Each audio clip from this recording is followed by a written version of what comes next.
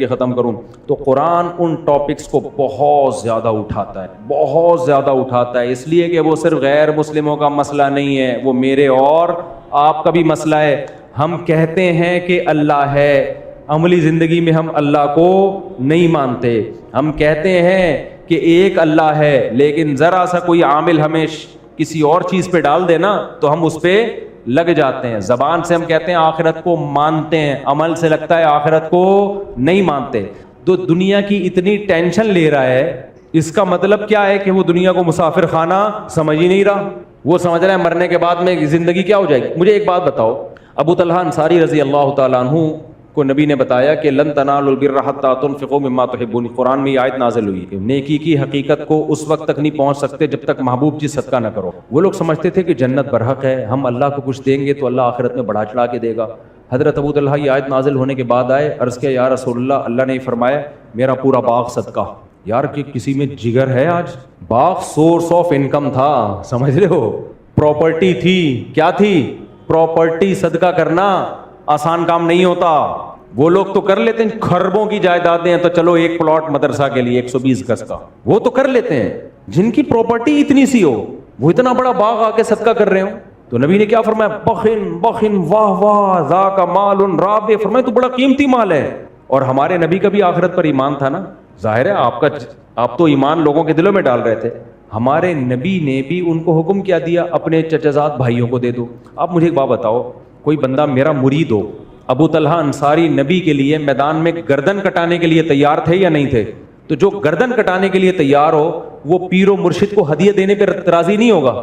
یار مجھے ایک بات بتاؤ، میرا ایک مرید ہے، مجھے پتا ہے میں اس کو بولوں یہ رات ہے دن نہیں ہے، وہ مان لے گا، اتنی عقیدت ہے اس کے دل میں۔ میں اس کو بولوں یہ دن ہے رات نہیں ہے، یہ مان لے گا۔ میں اس کو بولوں جا وہاں گردن کٹا کے آ جا، یہ کٹا دے گا۔ اس کو مجھ پر اتنا یقین ہے۔ آپ بتاؤ میں اگر اسے اپنے لیے کیش کرانا چاہوں کتنی آسانی سے ہوگا کہ نہیں ہوگا؟ وہ ڈالر کی بریف کیس بھر کے لایا میرے پاس۔ مرید ایسا ہے کہ میں جو بولوں وہ ایمان لا چکے، صحابہ تو ایمان لا چکے تھے نا نبی پر۔ جس کو نبی کہہ دیا اس کا مطلب نبی نے اگر کہہ دیا نا دن نہیں ہے رات ہے، تو دن کو کیا ماننا پڑے گا؟ رات ماننا پڑے گا۔ اتنی عقیدت ان کے دلوں میں۔ اب بتاؤ میرے کسی مرید کے دل میں میری اتنی عقیدت، اور میرے گھر بھی زیادہ ہوں اور کھانے کو روٹی بھی نہ ہو۔ ہمارے نبی کی 9 بیویاں تھیں اور گھر میں 40 دن فاقے، یہی تھا نا۔ فرض کرو میری کنڈیشن یہ ہو کہ میرے گھر میں 4 ہیں اور گھر میں فاقے چل رہے ہیں، کھانے کو دھیلے کا نہیں ہے میرے پاس ایک میرا مرید آتا ہے جو میرے کہنے سے دن کو رات اور رات کو دن کہہ دیتا ہے۔ میں اس کو بولوں جا ٹرک کے نیچے آ جا، مار لے اپنے آپ کو، قتل کر دے، وہ اس کے لیے بھی تیار ہے۔ میں اس کو بولوں جا فلاں جگہ جا کے گردن کاٹ دے، وہ اس کے لیے تیار ہے۔ اب وہ ڈالر کی پوری بریف کیس بھر کے لایا اور کہنے لگا اللہ نے کہا ہے کہ اللہ چاہتا ہے کہ بہترین مال اللہ کی راہ میں نکالو، تو آپ بتائیں میں کیا کروں؟ آپ کی خدمت میں، آپ کے حوالے، آپ جو کہیں گے وہ ہوگا۔ میرے دل میں ذرا سی بھی لالچ ہوگی نا، اور مجھے اپنی باتوں پہ خود اگر مجھے یقین نہیں ہوگا، میں جنت کے فضائل صبح شام سنا رہا ہوں گا، لیکن میرے دل میں ذرا سا چور ہوگا، پتہ نہیں یار ہے بھی کہ نہیں۔ یار میں ان کو بتا تو رہا ہوں کہ جنت بہت زبردست چیز ہے، ایسا نہ ہو کہ ذرا سا بھی چور ہوگا نا میرے دل میں، میں کہوں گا یار پیسے کمانے کا اس سے بہتر آپشن مجھے اب دوبارہ، میں کہوں گا بھائی مجھے دے دو، کیونکہ شیخ و مرشد کو پیسے دینے سے اللہ بہت خوش ہوتا، جبکہ شیخ و مرشد کے گھر میں فاقے چل رہے ہیں، اور شیخ و مرشد جو ہے جس نے تمہیں ہدایت دی ہو اس پہ خرچ کرنے کا جو ثواب ہے نا، او ہو کہیں بھی نہیں۔ اور مجھے یقین ہے پوری بریف کیس پکڑا کے چلا جائے گا، پوچھے گا بھی نہیں۔ لیکن اگر ایسے موقع پہ میں اسے کہہ رہا ہوں، میرے دل میں آتا ہے کہ یار جتنا اس کے لیے جنت میں جانا ضروری ہے اتنا ہی میرے لیے بھی، مجھے اللہ نے اس کا رہبر بنا کے بھیجا ہے، اور قرآن بار بار رشتہ داری جوڑنے کا حکم دیتا ہے، تو آج بہترین موقع ہے کہ اس کو میں رشتہ داری جوڑنا سکھا دوں۔ تو میں کہوں گا اپنے چچزاد بھائیوں کو دے دو، تاکہ تمہیں پتہ چلے اسلام میں رشتوں کی کتنی ویلیو ہے۔ خدا کی قسم محمد صلی اللہ علیہ وسلم نے جو 23 سال میں انقلاب دنیا میں لے کر آئے ہیں نا، یہ سیرت تھی نبی کی، جس کو دیکھ کے صحابہ کرام نے ایسی آگ بھری ہے، ان کو یقین آ گیا کہ واقعی جنت برحق ہے، اس لیے کہ جو جنت کے فضائل سنا رہا ہے وہ جنت کا سب سے زیادہ مشتاق ہے، اور وہ پریکٹیکلی کر کے دکھا رہا ہے کہ مجھے اللہ کے وعدوں پر جتنا یقین ہے اتنا تمہیں نہیں ہو سکتا۔ آج جو لیڈر ہے نا، لیڈر جو پیر و مرشد بنا بیٹھا ہوتا ہے، مریدوں کو پتا ہوتا ہے سب سے زیادہ دنیا کی محبت اسی کمبخت کے دل میں ہے۔ ہمارے ٹکڑوں پہ تو چل رہا ہے یہ سارا، تبھی ہر بیان میں مرید پیر پہ خرچ کرنے کے فضائل آ رہے ہوتے ہیں۔ بعض پیر ایسے ہیں بعض تو ایسے پیر ہے میں نے کسی مرید کو بھیج دیا ان بزرگ سے جا کے بیعت ہو جاؤ, وہ 2 نمبر پیر, مجھے کیا پتا تھا, میں سنتا بھائی ماشاءاللہ بڑے نیک. وہ کہتے ہیں یار یہ تو اپنے پہ خرچ کرنے کے فضائل سنا رہے ہوتے ہیں. بندہ میرے گھر میں بھیجتے ہیں کہ یار کو پیسے نہیں بھیجے تم نے, پیر صاحب کو ہدیہ دیا کرو, اس کا بہت کیا ملتا ہے, ثواب ملتا ہے. میں نے کہا عجیب و غریب قسم کا پیر آیا یار, کیا ظرف تھا سید الانبیاء کا بھائی, اتنا بہترین موقع ہے, پورا باغ لے کر آیا. آپ کہتے تھے نا مجھے دے دو, فرمایا اپنے چچا زاد بھائیوں کو دے. یہ چیزیں صحابہ اپنی, خدا کی قسم یہ ہے ہماری پیغمبر کی سیرت کا اصل پہلو, یہ اصل پہلو ہے, یہ ہے آپ کی نبوت کے اصل دلائل, آپ کی بے داغ سیرت, یہ ہے بے داغ سیرت. تو لیڈر جب خود قربانیاں دیتا ہے نا تو پھر قوم بھی قربانیاں دینے کے لیے تیار ہوتی ہے. قوم دیکھ لیتی ہے کہ لیڈر جب اپنا مسئلہ ہوتا ہے تو مسئلے ہی چینج ہو جاتے ہیں, دوسرے کا مسئلہ ہو تو الگ ہی حساب کتاب ہوتا ہے. تو پھر کون کو, آج کل کے لیڈروں میں یہی تو ہے, آج کل کے جو ہمارے جو جس قسم کے ڈیزائن والے لیڈر چل رہے ہیں ان میں کیا ہے,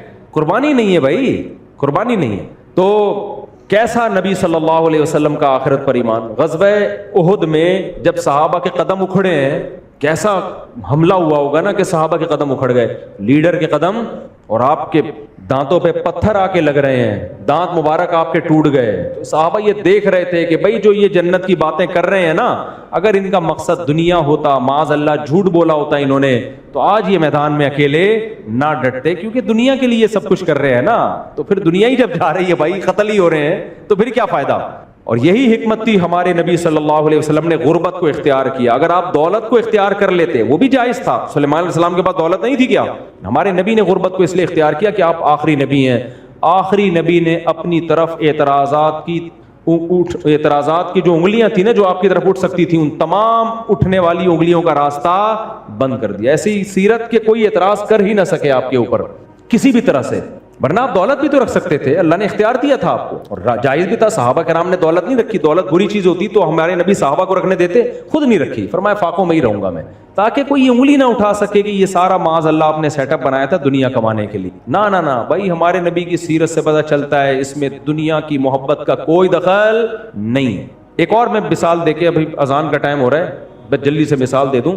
آپ مجھے بتاؤ, میں اگر کہیں پڑا ہوا ہوں غربت میں, میرے مریدین آئیں اور دیکھیں کہ استاد جی کو تو ہم سمجھتے تھے لینڈ کروزر میں گھوم رہے ہیں, میں سمجھتے تھے ریوو میں گھوم رہے ہیں, اور یہ آج استاد جی کے گھر میں آئے تو نہ بیٹھنے کے لیے صوفہ, نہ چارپائی, کھجور کی چٹائی پہ استاد محترم بنیان پہن کے لیٹے ہوئے ہیں, اور استاد جی کے جسم پہ اتنے نشانات, پیر و مرشد کے جسم پہ. تو میرا کوئی مرید آئے اور کہے ہائے استاد جی آپ کی یہ حالت, تو میں کیا کہوں گا, بہترین موقع ملا ہے, مرید بھی کروڑ پتی ہو, میں کہوں گا یار میرا اسٹائل ہی ہوگا, کیا کریں یار, بس اصل میں بس اسی میں خوش ہیں, اللہ نے کیا لوگوں کے سامنے بات تو نہیں پھیلائیں گے نا. مانگنے کا پھر یہ اسٹائل ہوگا نا کہ یار اب آپ دیکھو, اب میں کیا, میں بھیک مانگوں, بس ہے جو ہے مجبور ہے. تو وہ لے گڈی نکال کے دے گا, اچھا مجھے تو پتہ چل گیا, یہ رکھیں آپ, یہی ہوگا نا. ہمارے نبی کے ساتھ ایسا نہیں ہوا. حضرت عمر نے جب نبی کو دیکھا کہ گھر میں تو کچھ بھی نہیں ہے, تو ہمارے نبی کہہ سکتے تھے کہ عمر میں لوگوں کو اپنی حالت کیا بتاؤں بھائی, کچھ بھی نہیں ہے, مجبوری میں اب گزارا کر رہے ہیں, میں لوگوں کو منع کرتا ہوں بھیک نہ مانگو, لوگوں کے سے ہاتھ نہ پھیلاؤ, اللہ سے مانگو. تو میں اب کیا, میں بھی تو اب اللہ سے مانگوں گا. تو حضرت عمر جاتے, ابو بکر عثمان کو لے کے آتے, بھائی اب تعاون کریں. نبی نے کیا فرمایا, فرمایا عمر میں تو تجھے بڑا عقل مند سمجھتا تھا, ہے بھائی تو میری حالت پہ ترس کھا رہا ہے, کیا تجھے پتہ نہیں ہے دنیا مسافر خانہ ہے, یعنی اب تک میری تربیت سے اتنا بھی تو متاثر نہیں ہوا ہے بھائی. ایک بات کب سے سمجھا رہا ہوں, مسافر خانہ ہے, مر کے یہاں سے جانا ہے, تو عمر تجھ میں تو مجھے پہ ترس کیوں آ رہا ہے, آخرت ہے بھائی ہمارے لیے.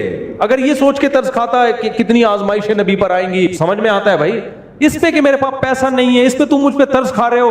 عمر تجھ سے یہ توقع نہیں تھی. یہ اس کی علامت ہے کہ بھائی جو پیغام لے کر آئے ہیں نا اس پہ قائم ہے. سمجھتے نہیں ہو بات کو, جب نہیں پڑھو گے رات کو تو نہیں سمجھو گے. اللہ تعالیٰ عمل کی توفیق عطا فرمائے. اور انسانوں کی خوشیاں بھی بہت زیادہ ہوتی ہیں, نہ اس کو تھوڑا غم ہوتا ہے نہ تھوڑی خوشی. خوش بھی ہوتا ہے پاگل ہو جاتا ہے خوشی میں, غم زدہ بھی ہوتا ہے تو ڈپریشن کا مریض بن جاتا ہے. وجہ کیا ہے کہ اللہ نے انسان کے سینے میں جو دل دیا ہے, اس دل میں محبت اور نفرت, یہ دونوں تھوڑی نہیں بلکہ بہت زیادہ رکھی. محبت بھی ٹوٹ کے کرتا ہے, نفرت بھی ٹوٹ کے کرتا ہے. آپ میں سے بہت سے لوگوں کو کسی سے محبت ہوگی, کسی سے نفرت ہوگی. ایک ہی گھر میں محبت نفرت کی مثالیں مل جاتی ہیں. سالہ اسی گھر میں رہتا ہے, نفرت کی مثال ہو گئی. آپ لوگ کے علاوہ کی بات کر رہا ہوں. اور بیوی بھی رہتی ہے آپ کے ساتھ, اب آپ خود فیصلہ کریں گے کہ کس کی مثال بنتی ہے. کچھ لوگوں کے لیے محبت کی مثال ہوگی, امید ہے انشاءاللہ زیادہ تر لوگوں کے لیے. خیر, اب یہ جو محبت ہے جو اللہ نے انسان کے دل میں رکھی ہے, اگر اس کو بے لگام چھوڑ دیا جائے, انسان کو دیکھو، جانور کو بے لگام چھوڑ دو کوئی خاص نقصان نہیں کرے گا. وہ آپ نے اپنے گدھے کو بے لگام چھوڑ دیا، زیادہ سے زیادہ پڑوسیوں کا نیا پودا کھا جائے گا جو انہوں نے لگایا تھا. یہی ہوگا نا؟ میری ہاں میں ہاں ملائیں گے، جواب دیں گے تو پھر بات آگے چلے گی. بھائی وہ پروگرام تھوڑی ہو رہا ہے، کوئی ٹی وی میں تھوڑی آ رہا ہوں. آپ اپنے بیل کو چھوڑ دیں کھلا، زیادہ سے زیادہ ایک دو لوگوں کو ٹکر مار دے گا، اس کے بعد خود ہی لوگ مار دیں گے، اس کو شوٹ کر دیں گے یا کیا کر لیں گے، بہرحال کھا جائیں گے، بلکہ اسی کو کاٹ کے کھا جائیں گے. تو جانور کو بے لگام چھوڑ دیا تو بہت کم نقصان ہے، اور اس میں بھی زیادہ نقصان جانور کا ہی ہے، انسانوں کا کم ہے، وہی مار کھائے گا بیچارہ. انسان کو اگر بے لگام چھوڑ دیا جائے نا، انسان سے خطرناک اس کائنات میں کوئی مخلوق نہیں ہے. تبھی آپ نے دیکھا کہ چھوٹے بچوں کو ہم بچپن سے ہی لگام دے کے رکھتے ہیں، یہاں نہیں جانا، ادھر نہیں جانا، یہ نہیں کھانا، وہ نہیں کھانا، ننگے پاؤں نہیں باہر نکلنا، کوئی انکل تمہیں ٹافی دلا رہے ہیں ان کے ہاتھ سے ٹافی مت لینا. بات بات پہ پابندیاں لگائی جاتی ہیں. بچے کو کبھی بھی اپنی مرضی پہ نہیں چھوڑا جاتا ایک سیکنڈ کے لیے. تھوڑا سا بڑا ہوتا ہے اور پابندیاں، اسکول جانا ہے، کالج جانا ہے، یہ کرنا ہے، وہ کرنا ہے. ایسا تو نہیں چرسیوں میں بیٹھ رہا ہو، ہیروئنچیوں میں بیٹھ رہا ہو، گٹر کے ڈھکن نہیں ہے، بیٹھ کہاں رہا ہے یہ؟ کہتا ہے میں گٹر کے ڈھکن پہ بیٹھا ہوں، کراچی میں تو ڈھکن ہے نہیں، بیٹھ کہاں رہا ہے یہ جا کے؟ تو بات بات میں اس کو لگام دی جاتی ہے. وجہ کیا ہے؟ آپ تھوڑی دیر کے لیے تصور کریں کہ بچہ پیدا ہوا اور ماں نے ایسے ہی چھوڑ دیا اس کو، وہ تو میرا خیال ہے 5-10 گھنٹے بھی زندہ نہ رہ سکے. وہ اس کی نگرانی کرنی پڑتی ہے، لگام دینی پڑتی ہے. پھر ہم جب خود بڑے ہوتے ہیں، سمجھدار ہوتے ہیں، تو ہم خود بھی اپنے آپ کو لگام دیتے ہیں. بہت ساری چیزوں میں ہمارے ماں باپ کی پابندیاں نہیں ہوتی، انہوں نے پال پوس کے بڑا کر دیا، اس کے بعد ہم خود اپنے سراؤنڈنگ میں دیکھ رہے ہوتے ہیں یار غلط کیا ہے اور صحیح کیا ہے، یہ کرنا ہے یہ نہیں کرنا، ادھر جانا ہے ادھر نہیں جانا. ہم خود بھی بہت ساری چیزوں سے اپنے آپ کو روک رہے ہوتے ہیں. ہم نے جب ہیروئنچیوں کی حالت دیکھی ہوتی ہے تو ہم دیکھ رہے ہوتے ہیں بھائی ان کے قریب نہیں جانا، ایسا نہ ہو ہمیں بھی نشے کی عادت ہو جائے.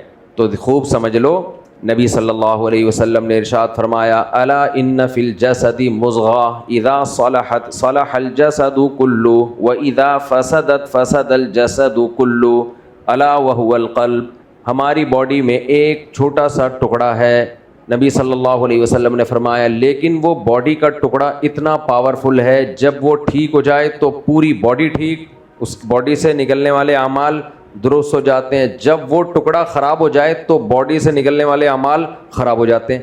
یعنی ہم جو کچھ صبح شام اچھا یا برا کر رہے ہیں اس دل کے ٹکڑے کی وجہ سے کر رہے ہیں. فرمایا وہ دل ہے، اچھا سوچتا ہے تو اچھی طرف جاتا ہے، برا سوچتا ہے بری طرف جاتا ہے. نبی صلی اللہ علیہ وسلم نے فرمایا یہ دل ہے، جب یہ ٹھیک ہوتا ہے تو ہماری باڈی سے نکلنے والے اعمال ٹھیک ہو جاتے ہیں. دیکھو ایک مثال دیتا ہوں، مثال تھوڑی سی نامناسب ہے، لیکن بعض مثالیں نامناسب ہوتی ہیں مگر وہ ہوتی مثالیں ہیں. مثال کا مطلب ہوتا ہے جو بات ہم سمجھانا چاہ رہے ہیں اس کو 2 اور 2 4 کی طرح ایکسپلین کر دینا، دودھ کا دودھ اور پانی کا پانی کر دینا. تو بے شک نامناسب مثال ہو لیکن مدعا کو سمجھانے کے لیے عین مناسب ہے. سمجھ میں آ رہی ہے بات کہ نہیں آ رہی؟ ایگزامپل کا تو کام یہی ہوتا ہے نا، ایگزامپل ہی اتنی مشکل ہو کہ اس ایگزامپل کو سمجھانے کے لیے 6 ایگزامپل اور دینی پڑیں. کیا خیال ہے؟ پھر یہ تو عجیب سی بیوقوفی ہو جائے گی نا. آپ نے کوئی بات سمجھانے کے لیے مثال دی، وہ مثال ہی سمجھ میں نہیں آ رہی، اس مثال کو سمجھانے کے لیے ایک اور مثال دے رہے ہو، پھر سمجھانے کے لیے اس کو ایک اور، تو وہ تو بلاغت نہ ہوئی نا. کیا خیال ہے؟ تو مثال ہمیشہ وہ دی جاتی ہے 2 بالکل واضح، اور یہ حدیث سے ثابت ہے. دیکھو ہم درود شریف پڑھتے ہیں، اللہم صلی علی محمد وعلی آل محمد، اے اللہ محمد پر درود بھیج، درود و سلام بھیج، کما صلیت علی ابراہیم، جیسے تو نے ابراہیم علیہ السلام پر اپنی رحمتیں کی ہیں. حالانکہ ابراہیم علیہ السلام سے زیادہ رحمتیں کس پر ہوئی ہیں؟ ہمارے پیغمبر صلی اللہ علیہ وسلم پہ. لیکن ہم کہہ رہے ہیں اللہ ایسے رحمتیں بھیج جیسے ابراہیم علیہ السلام پر. تو اس سے تو پتہ چل رہا ہے ابراہیم علیہ السلام کا درجہ زیادہ، ہمارے نبی کا درجہ کم. یہ شو ہو رہا ہے کہ نہیں ہو رہا؟ تو یہاں بھی علماء نے مثال بیان کی ہے.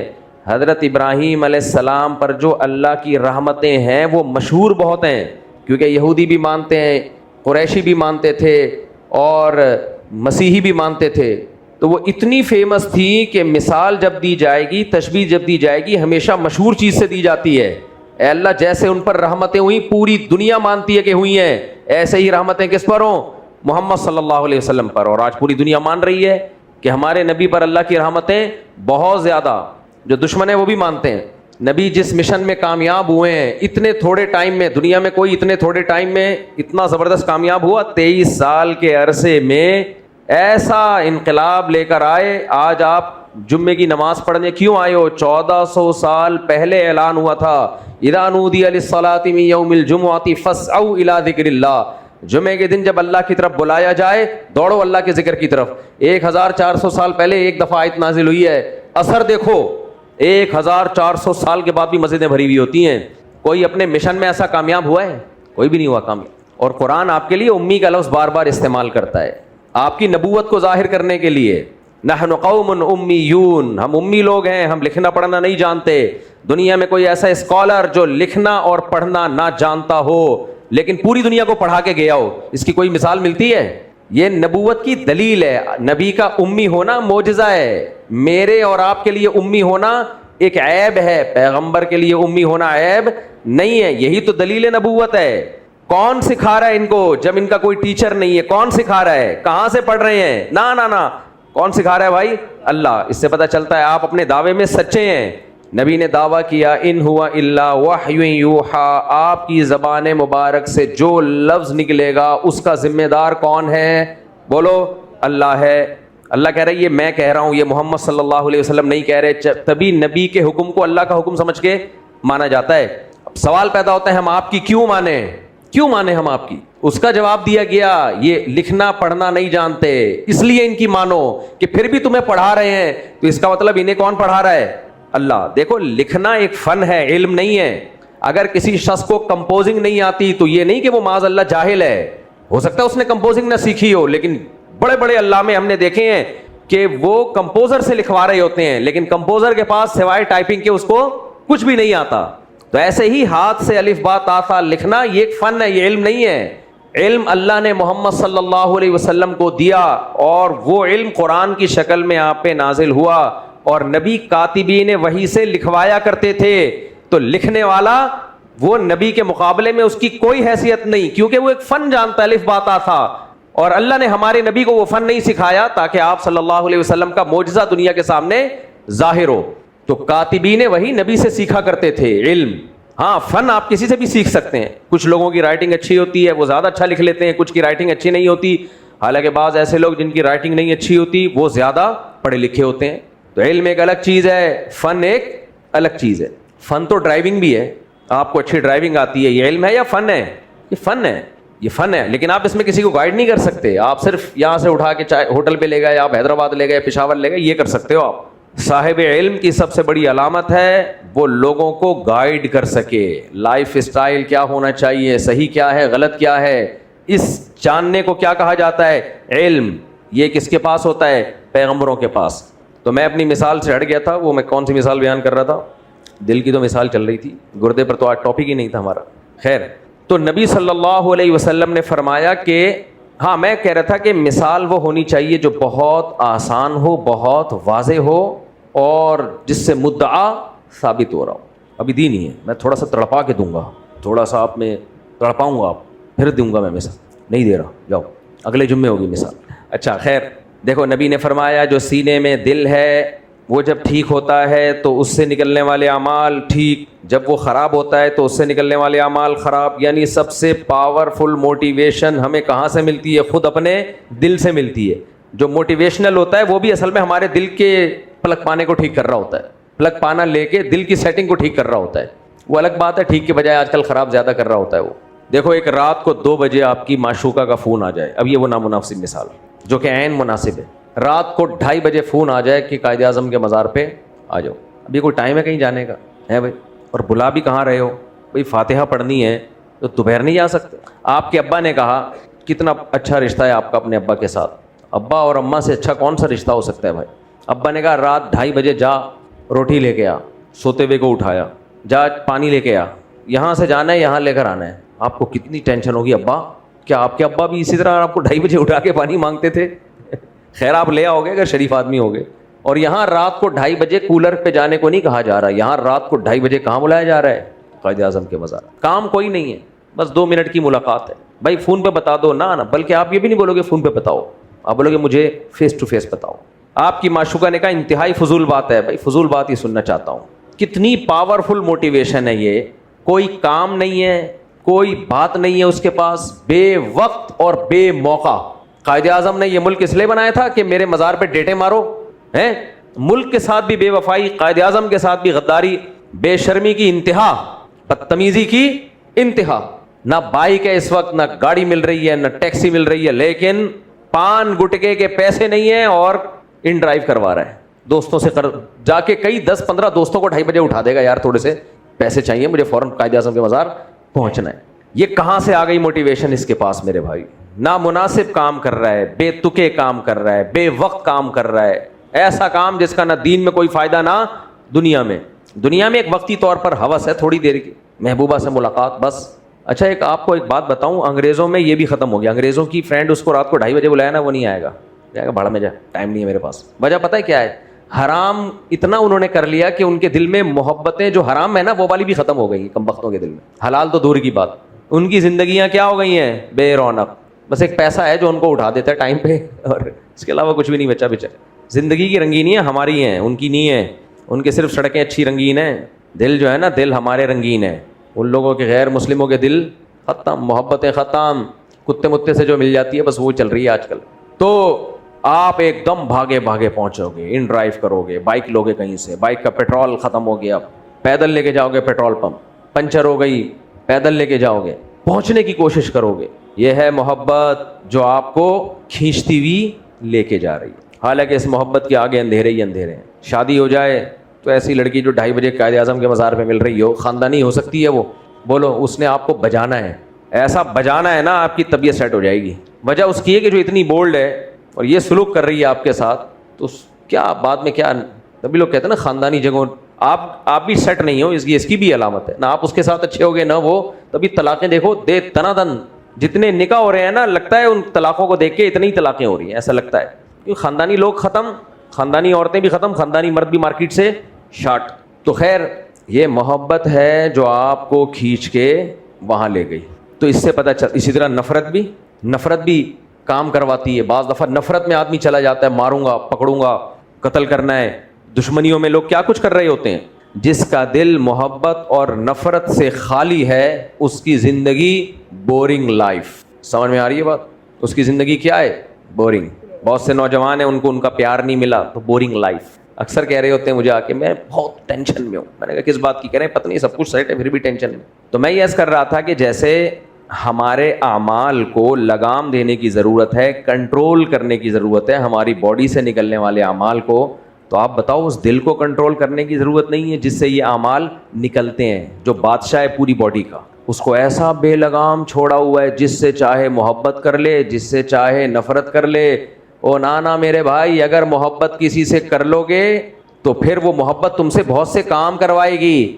کسی سے نفرت کر لو گے، وہ نفرت تم سے بہت سارے کام کروائے گی. تو یہ کام ڈیپینڈ کرتے ہیں کہ جس سے محبت کی ہے وہ محبت کے قابل بھی ہے یا نہیں ہے. صحیح جگہ محبت ہوگی تو کام ٹھیک ہونا شروع، غلط جگہ محبت ہوگی تو کام بولو خراب ہونا شروع. صحیح جگہ نفرت ہوگی تو کام بننے شروع ہو جائیں گے، غلط جگہ نفرت ہو جائے گی، یہ نفرت کے قابل نہیں تھا، نفرت کی کام بیڑا غرق ہونا شروع ہو جائے گا.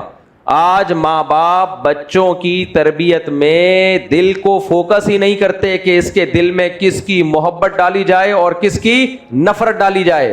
اور یہ اللہ کی تربیت کے بغیر ممکن نہیں ہے. اللہ نے قرآن میں ہمیں کیا پیاری بات بتا دی ہے، بہترین.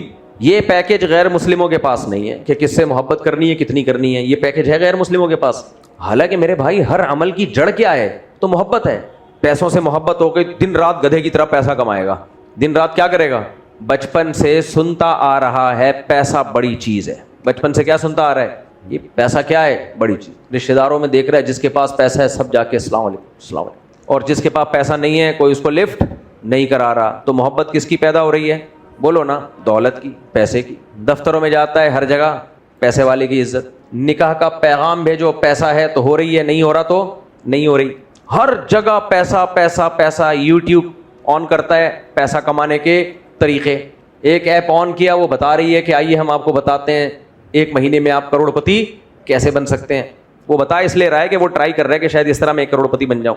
ورنہ اس کے پاس یہ طریقہ ہوتا کروڑ پتی بننے کا تو وہ آپ کو طریقے تھوڑی سکھا رہا ہوتا، خود اس طریقے پہ بیٹھ کے کیا خیال ہے بھائی عمل کر رہا ہوتا ہے نا. جب میری 2 ہوئی تھی تو لوگ مجھے کہتے تھے کوئی اچھا رشتہ ہو تو بتانا. تو میں کہتا تھا اچھا ہوگا تو تجھے کیوں بتاؤں گا، میں بھی پورا تھوڑی ہوا ہوں. تو میرا ماموں ہے، میرا پھپھا ہے، کون ہے، فوراً جواب دیتا تھا, کہہ رہے مفتی صاحب کوئی بہت اچھا رشتہ ہو تو بتانا. میں نے کہا یہاں سے بچے گا تو آئے گا تیرے پاس, اتنا بے وقوف نہیں ہو اچھا رشتہ ہو اور میں ادھر تیرے پر ڈائیورٹ کر دوں. اچھی گاڑی ہوگی بکوا دوں گا تجھے کہ یار اس کو زیادہ ضرورت ہے, گاڑی پہ کمپرومائز کر سکتا ہوں, سمجھ میں آ رہی ہے بات, دے دو یار اس کو. اچھا موبائل مارکیٹ میں آیا ہے یار, کوئی بات نہیں یہ خرید لے, ہم بعد میں لے لیں گے یار. اچھے کپڑے آئے ہیں, جے ڈاٹ نے کوئی نیا برانڈ نکالا ہے, لے بھائی تو لے لے. لیکن اچھی عورت آئی ہو اور ہماری سیٹ خالی ہو اور تجھے دے دیں, یہ تھوڑی, اتنے بیوقوف نہیں. الحمدللہ اللہ کا بہت فضل. تو اب ہمارے تو نصاب ہی پورا ہو گیا. اب کوئی اچھا رشتہ آئے تو لوگ بولتے ہیں بتانا, مجھے بتا دیتے ہیں چل بھائی. تو خیر, تو بات دائیں سے بائیں پھر نکل جاتی ہے یار. تو میں یہ کر رہا تھا کہ بچپن سے بچہ دیکھ رہا ہوتا ہے کہ اچھے رشتے کن کو مل رہے ہیں, جن کے پاس روکھڑا ہے. سمجھ میں آ رہی ہے بات. تو بچپن سے لے کے بڑے ہوتے تک وہ سنتا ہے. پھر تبلیغ میں 3 دن کے لیے نکل گیا, پھر اس کو پتا چلا کہ بھائی سب کچھ کس کے ہاتھ میں ہے, اللہ کے ہاتھ میں. وہ 3 دن کے بعد جب گھر آیا پھر وہی پیسہ, تو وہ 3 دن کا اثر 30 سال پہ پڑے گا. وہ تو 2-4 دن اس نے سنا, تو اس کے بعد پھر وہی بھی دیکھ رہا ہے کہ یار ہر جگہ عزت پیسے کی, جس کے پاس پیسہ ہوتا ہے وہ صدر بن جاتا ہے ملک کا. تو بچپن سے سنتے آئے پیسہ پیسہ, اب بھی سن رہے ہیں ہر جگہ پیسہ, اور پیسے والوں کی زندگیوں میں رنگینی نظر بھی آتی ہے. کیا خیال ہے, خالی سنتے نہیں ہیں بھائی. یہ مولوی لوگ مسجد کے ممبر پہ بیٹھ کے بولتے رہتے ہیں پیسے سے کچھ نہیں ہوتا, جب مسجد بنانی ہوتی ہے ان کو پیسہ چاہیے. آج کل ایسے نا کچھ ٹک ٹاکر آ رہے ہیں مولویوں پہ رد کر رہے ہیں, کہہ رہے ہیں یہ مولوی دوسروں کو بولتے رہتے ہیں پیسہ کچھ بھی نہیں ہے اور خود بڑی بڑی گاڑیاں لے کے گھومتے. یہ مولوی دوسروں کو کہتے ہیں پیسہ کچھ بھی نہیں ہے, نبی جو کی روٹی کھاتے تھے اور خود دیکھو پشاور میں آستینے چڑھا کے ان کے سامنے دمبا رکھا ہوا ہے, پورا روسٹ, ایسا لگ رہا ہے کہ دمبے کے ساتھ انسانوں کو بھی کھا جائیں گے. یہ ان کی باتوں میں اور ان کے عمل میں کیا ہے, تضاد, کھلا تضاد.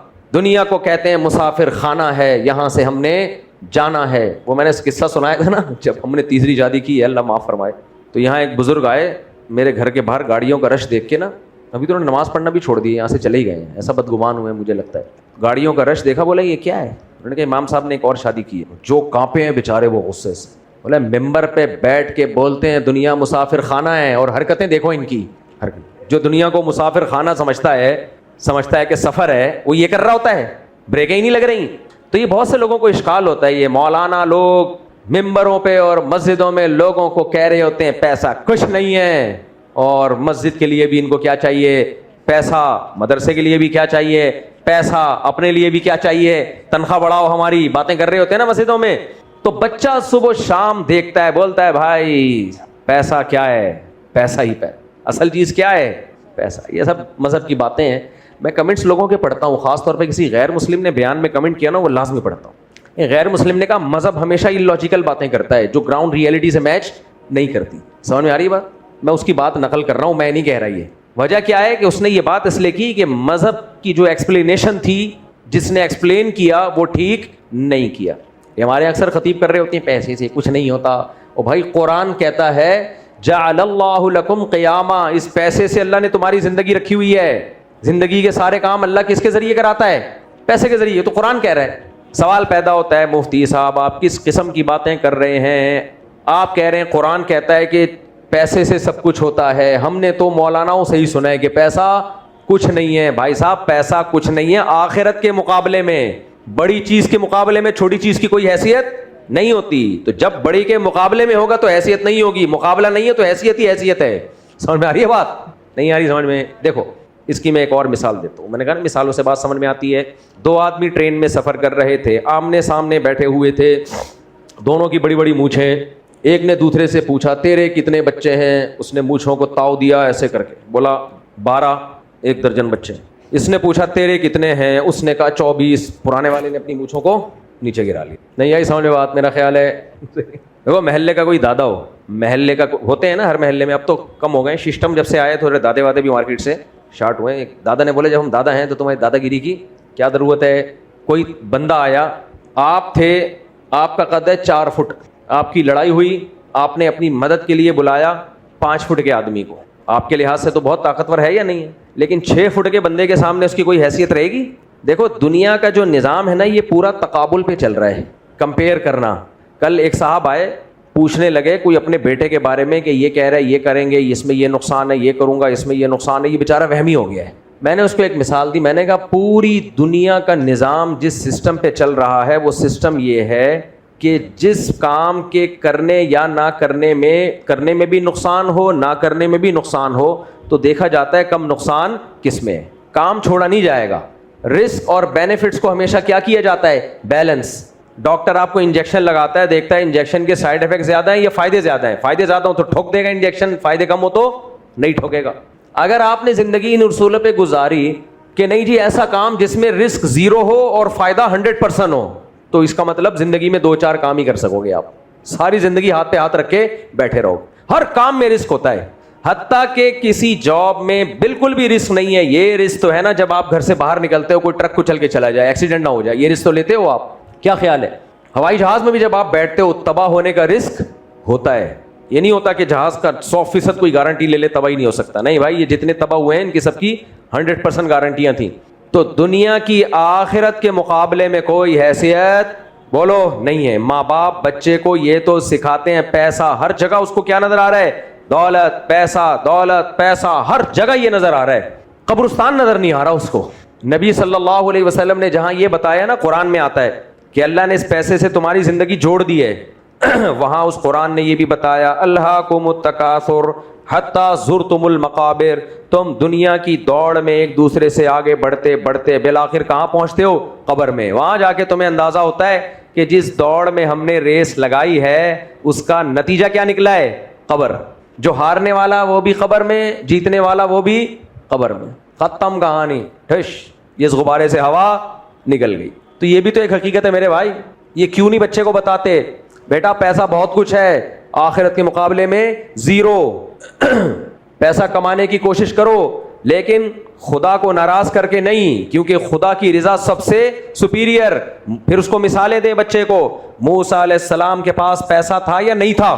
نہیں تھا. فرعون کے پاس بے تحاشا تھا. کامیاب کون ہوا؟ موسیٰ علیہ السلام.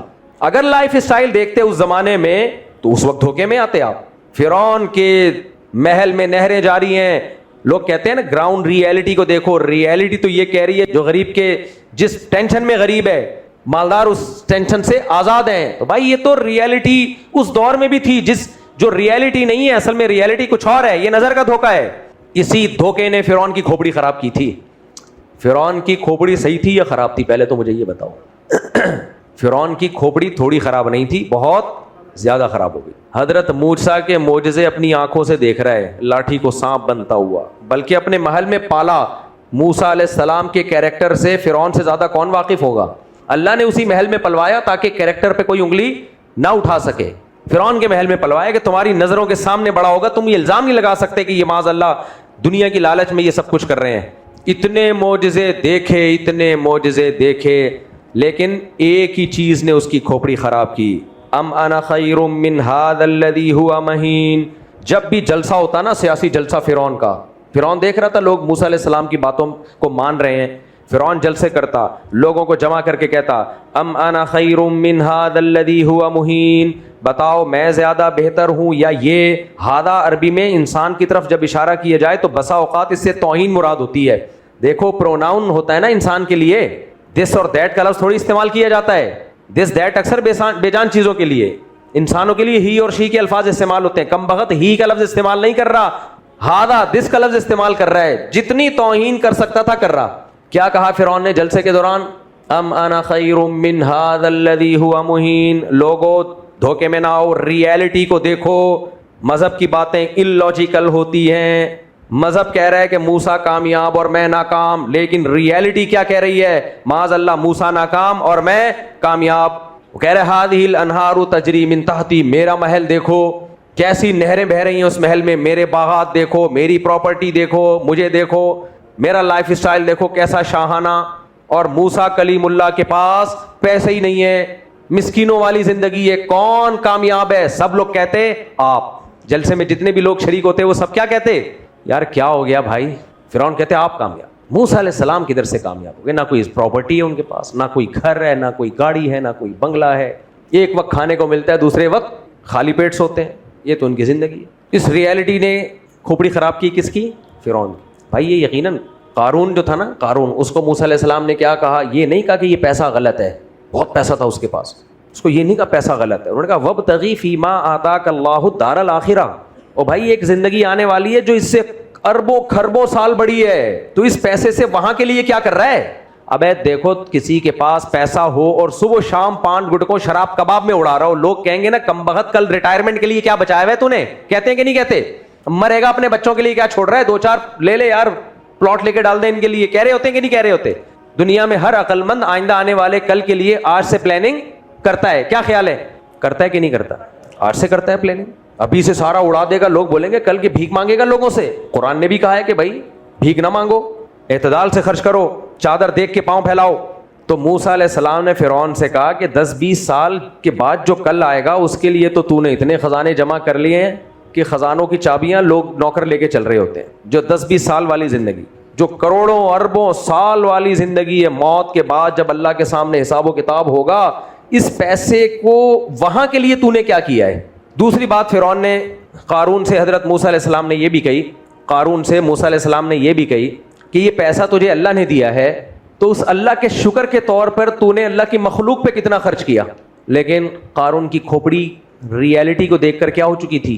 جو ریالٹی نے اس کو دھوکہ دیا. جو ریالٹی دیکھنے میں ریالٹی تھی, اصل میں ریالٹی نہیں تھی. اصل میں ریالٹی ہے 10-20-25 سال کے بعد پروگرام ختم. تھوڑے دنوں میں بادام کھانے کے پیسے ہوں گے, منہ میں دانت نہیں ہوں گے چبانے کے. بعض لوگوں کے پاس غربت میں پیسے نہیں ہوتے, جب عمر پکی ہوتی ہے تو پیسے آتے ہیں. پھر وہ یہی کہتے ہیں کہ جب دانت تھے تو بادام خریدنے کے پیسے نہیں تھے, بادام کے پیسے ہیں تو منہ میں چبانے کے لیے دانت نہیں. دنیا ہے بھائی. یہ جو بڑے بڑے مالدار جن پہ لوگ رش کر رہے ہوتے ہیں, ہائے اتنا پیسہ میرے بھائی, یہ ہم زیادہ اچھے ہیں ان سے. ہم 2 پراٹھے پھوڑ دیتے ہیں صبح الحمدللہ, یہ بیچارے نہ پراٹھے کے رہے. ان کو ڈاکٹر نے کہا ہوتا ہے, یہ ان کی ڈائٹ لکھی ہوئی ہوتی ہے, اس میں اتنی کیلوریز ہیں, اس سے زیادہ آپ نے لیا تو وہ آپ کا نوالا آخری نوالا ہوگا. بس زیادہ ٹینشنوں میں ہے. اس سے تو وہ غریب اچھا ہے جس کے پاس جو کھا تو سکتا ہے. اتنی دولت کے بعد آدمی نہ کھا سکے نہ پہن سکے تو کیا فائدہ اس کا. خیر, تو ریالٹی کو دیکھ کر فرعون کی کھوپڑی بھی آؤٹ ہوئی اور قارون کی کھوپڑی بھی آؤٹ ہوئی. پیغمبر اسی ریالٹی کو تو بتانے کے لیے آتے ہیں کہ اصل ریالٹی یہ نہیں ہے, اصل ریالٹی کچھ اور ہے. تو فرعون نے کتنے معجزے دیکھے. ہر دفعہ موسیٰ علیہ السلام کو تانے دے رہے, یہ قوم میں معاذ اللہ پست ہیں, یہ غریب ہیں, یہ مسکین ہیں. پیغمبروں کو جو سب سے بڑا تانا ان کی قوموں کی طرف سے ملا ہے نا ہمیشہ, سوائے داؤد اور سلیمان علیہ السلام کے, یہ 2 مالدار پیغمبر تھے. داؤد علیہ السلام بھی شروع میں غریب تھے, اللہ نے کمانڈر بنا دیا اور پھر اللہ نے بادشاہت دے دی اور دولت بھی دے دی. لیکن اس زمانے کے لوگوں نے یہ نہیں کہا کہ داؤد علیہ السلام کو یہ پیغمبر ہیں اور ان کا لائف اسٹائل دیکھو, یہ نہیں کہتے تھے لوگ, کیونکہ داؤد علیہ السلام تلوار سے اس کی خبر لیتے بھائی اللہ نے دیا, تمہیں کیا تکلیف ہو رہی ہے. پھر داؤد علیہ السلام کے بیٹے سلیمان علیہ السلام, وہ بھی کنگ بادشاہ تھے اور بے تحاشا دولت, اتنی دولت کہ جس کی مثال نہ ماضی میں کبھی ملے گی اور نہ مستقبل میں. اور یہ دولت بھی سلیمان علیہ السلام نے اللہ سے مانگی تھی. ربی حب لی ملکا لا ینبغی لأحد من بعدی, اللہ ایسی حکومت چاہیے جو میرے بعد کسی کو ملے ہی نہیں. بس اینڈ ہو گیا. اللہ نے کہا ایسی دولت حکومت دوں گا کہ آپ کے بعد کوئی سوچ تو سکتا ہے, حاصل نہیں کر سکتا. یہ 2 پیغمبر مالدار ہیں, اور ہمارے علم میں کوئی پیغمبر ایسے نہیں ہیں جن کو اللہ نے دولت دی ہو. زیادہ پیغمبر کیا تھے؟ مسکین اور غریب. حضرت مولانا شرف علی تھانوی رحمہ اللہ نے لکھا ہے کہ علماء چونکہ انبیاء کے وارث ہیں, اس لیے علماء میں بھی 99% قیامت تک غریب ہی رہیں گے. 1% کے پاس دولت آ سکتی ہے, زیادہ میجورٹی علماء کی ہمیشہ کیا رہے گی؟ بولو غریب. اللہ کا نظام یہی ہے کہ اکثر علماء غریب رہیں گے, پیسہ کم لوگوں کے پاس آئے گا. اب یہ بھی نہیں ہے کہ اچھے بھلے مولوی جن کے پاس پیسہ ان کو برا سمجھنا شروع کر دو, 1% کے پاس رہے گا بھی نا. سلیمان علیہ السلام بھی تو پیغمبر تھے نا, تو ان کے پاس بھی تو ہے نا. یہ جو لوگ کہتے ہیں نا مولانا لوگ بیچارے غریب مسکین, یہ مولوی فرقہ ملامتی فرقہ ہے. جس حال میں ہوگا جو مولاناؤں کے دشمن ہیں انہوں نے ملامتی کرنی ہے. مولوی کے پاس پیسہ آ جائے, بھائی اتنا پیسہ کہاں سے آ رہا ہے, گاڑیوں میں گھوم رہے ہیں, وہ بتا بھی رہا ہے کہ یہاں سے آ رہا ہے, یا تو وہ چھپا رہا ہو نا, پھر غلط ہے. دیکھو پوڈ کاسٹ میں جب بھی مجھ سے پوچھا جاتا ہے آپ کے پاس پیسہ کہاں سے آئے, میں نے اس کا جواب ہمیشہ دیا ہے. ہمارے اپنے دوست ناراض ہوتے ہیں کہ آپ اپنی پرسنل لائف کے بارے میں لوگوں کو کیوں بتاتے ہیں. کسی کو یہ آپ سے پوچھنے کا حق نہیں ہے کہ پیسہ کہاں سے آیا. عام حالات میں ہے حق, میں آپ سے پوچھوں تو ٹوپی کہاں سے خریدی, چوری کے پیسوں سے, آپ اگلا بولا بھائی میری نجی زندگی کا کیوں پوچھ رہے ہو. تو جب مجھ سے پوڈ کاسٹ میں یہ پوچھا گیا ہے پیسہ آپ کے پاس کہاں سے آیا, میں نے اس کا فوراً جواب دیا ہے. حالانکہ یہ نجی سوال ہے, پرسنل سوال ہے, پرسنل سوالوں کے جوابات نہیں دیے جاتے. میں نے AI سے اپنے بچوں کی تعداد پوچھی کل, اے آئی, اور میرے پاس پیڈ اے آئی ہے, بالکل صحیح بات کرتا ہے. میں نے اے آئی سے پوچھا مفتی طارق مسعود کے کتنے بچے ہیں, اے آئی نے جواب دیا کہ پرسنل سوال کے جواب ہم نہیں دیتے. بڑا خاندانی اے آئی یار, اتنی تمیز ہے اس کو کہ پرسنل چیزوں کے مجھ سے ہی نہیں بتا, مجھے ہی نہیں بتا رہا. ہماری بلی ہمیں ہی میاؤں کر رہی ہے اور پیڈ ہے وہ, میں پیسے دے رہا ہوں اس کے, لیکن خاندانی کام کیا اس نے. خیر, تو اب سوال پیدا ہوتا ہے پوڈ کاسٹ میں جب ہم پوچھے جاتے ہیں ہم سے ہم جواب دے دیتے ہیں. وجہ اس کی یہ, میں ایک میسج دے رہا ہوں کہ مذہبی آدمی سے جو مدرسہ یا اسکول چلا رہا ہو یا مسجد چلا رہا ہو, اس سے جب پوچھا جائے گا پیسہ کہاں سے آیا, وہ یہ نہیں کہہ سکتا نجی سوال ہے, اس کے باپ کو بھی جواب دینا پڑے گا. مجھے بہت غصہ آتا ہے خدا کی قسم ایسے مذہبی لوگوں پہ, جب ان سے پیسوں کا حساب لیا جائے اور ان کو غصہ آ جائے, ایسے مولویوں پہ مجھے بہت غصہ آتا ہے. اور بھائی قرآن کی سب سے لمبی آیت جو نازل ہوئی ہے وہ اس پہ نازل ہوئی ہے کہ پیسوں کا حساب لکھو, لکھت پڑھت ہونی چاہیے.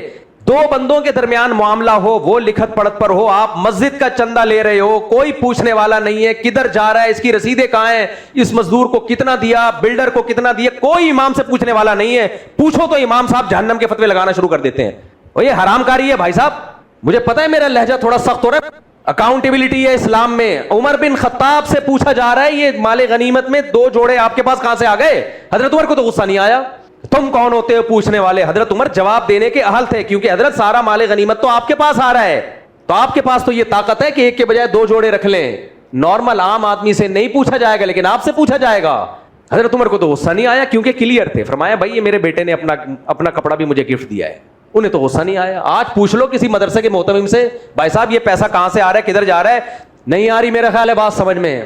انسان کے بچے بن جاؤ. بہت 20 سال ہو گئے مجھے سمجھاتے ہوئے. جتنی, میں نہیں کہہ رہا مولوی طبقہ غلط ہوتا ہے, نا نا نا نا نا, علماء کے طبقے میں, مولویوں کے طبقے میں 99% درست ہیں, 1% کرپٹ ہیں.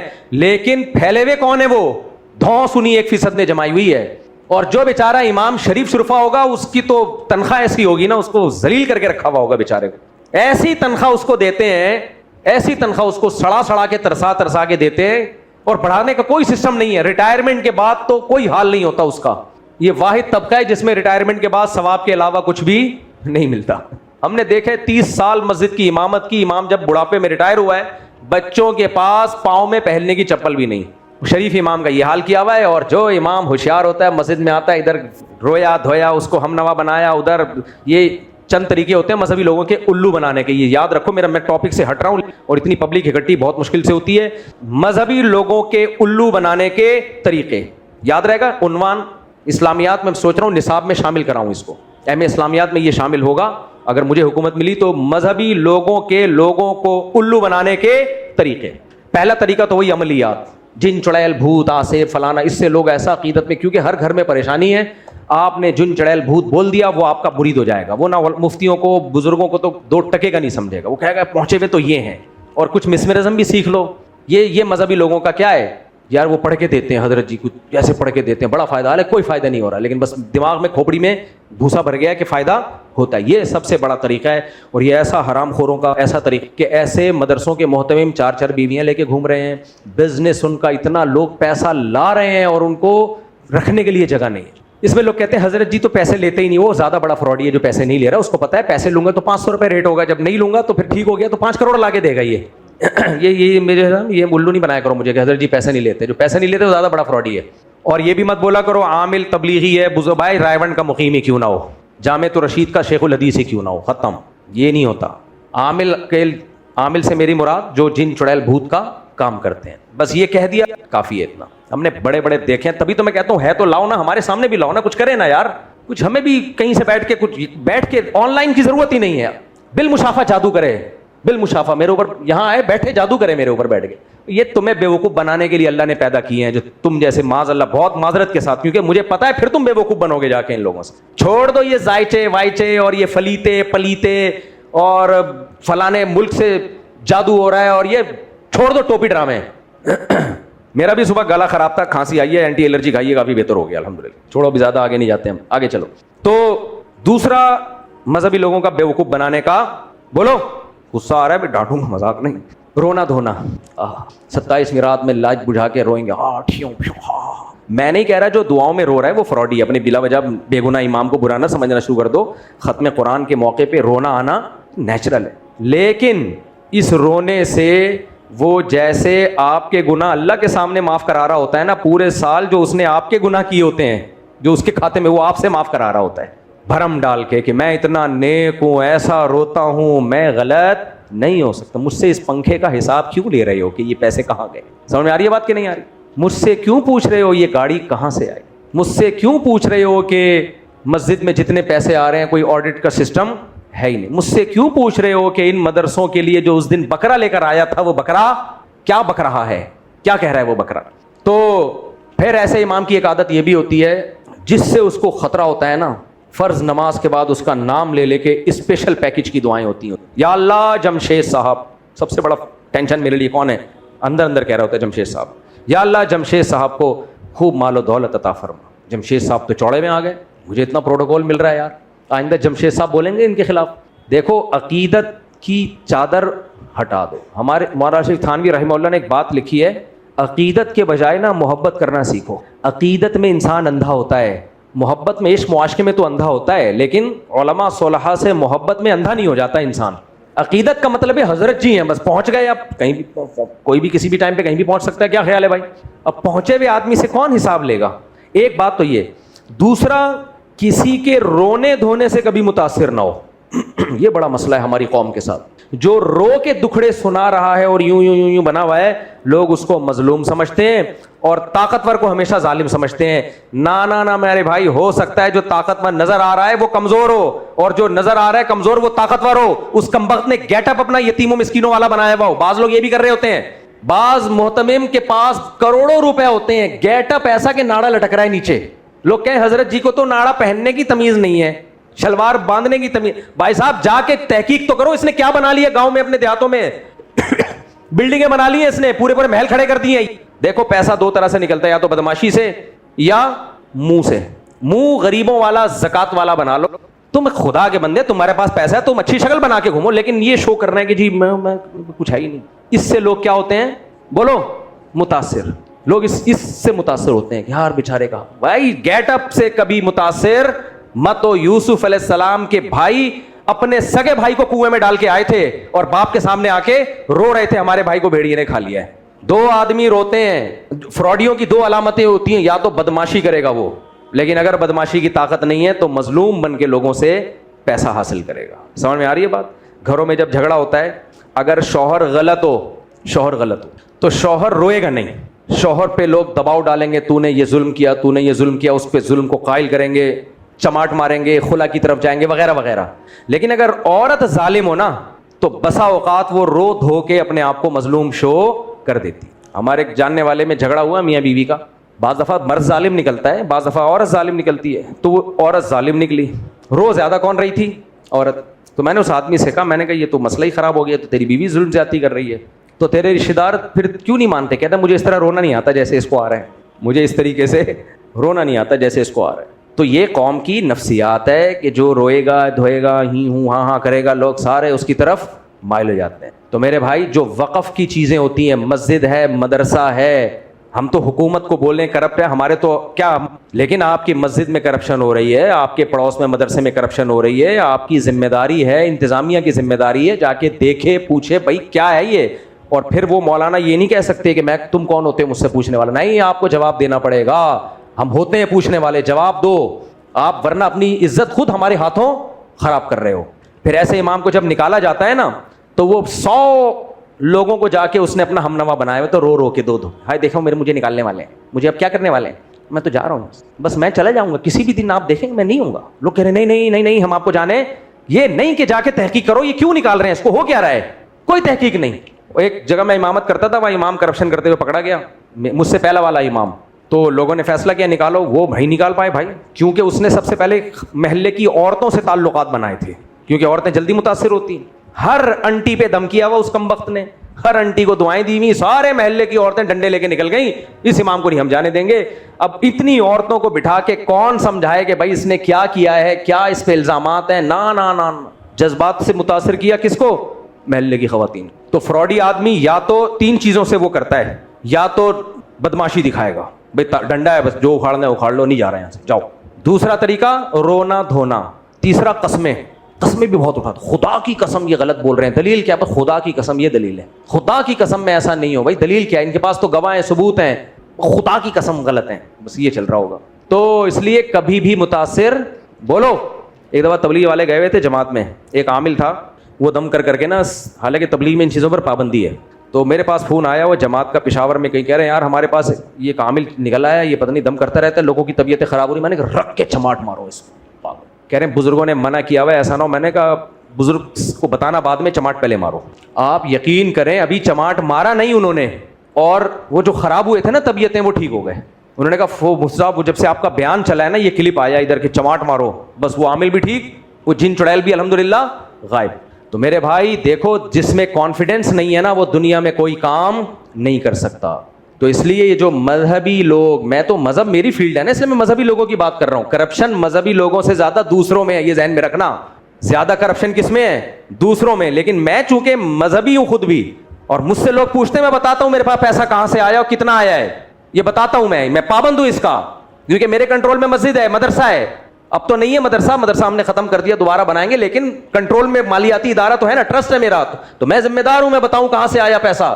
تو جس کے ہاتھ میں بھی مالیاتی نظام ہوگا وہ بتائے گا, بلکہ عوام سے پوچھے بغیر بتائے گا.